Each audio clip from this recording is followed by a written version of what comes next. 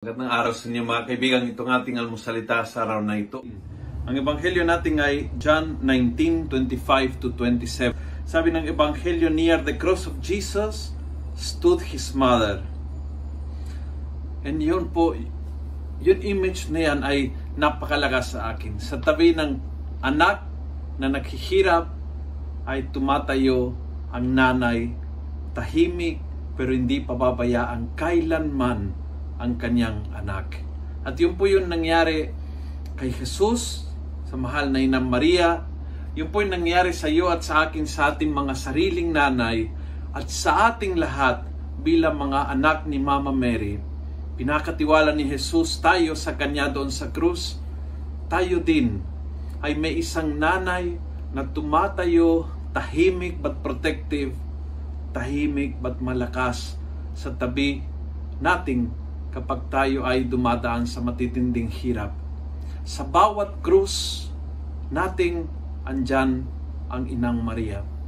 Ngayong araw na ito, inaaniyahan kita na damdamin ang presensya ni Mama Mary sa oras na ito ng hirap ng buhay mo.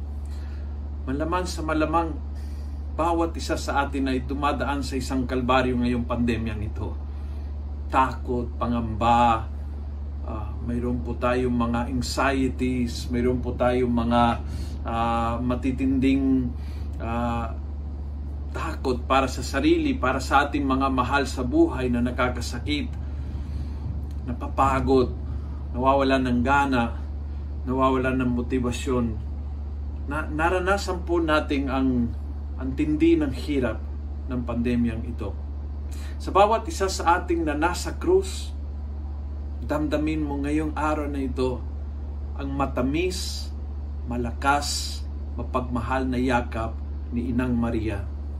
Without saying much to you, without you saying much to her, yung yakap na yan ay magbibigay sa iyo ng matitinding lakas ng loob.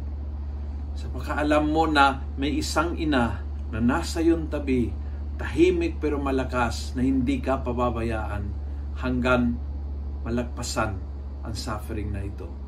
Kung nagustuhan mo ang video ito, please pass it on. Punuin natin ng good news ang social media. Gawin natin viral araw-araw ang salita ng Diyos. God bless.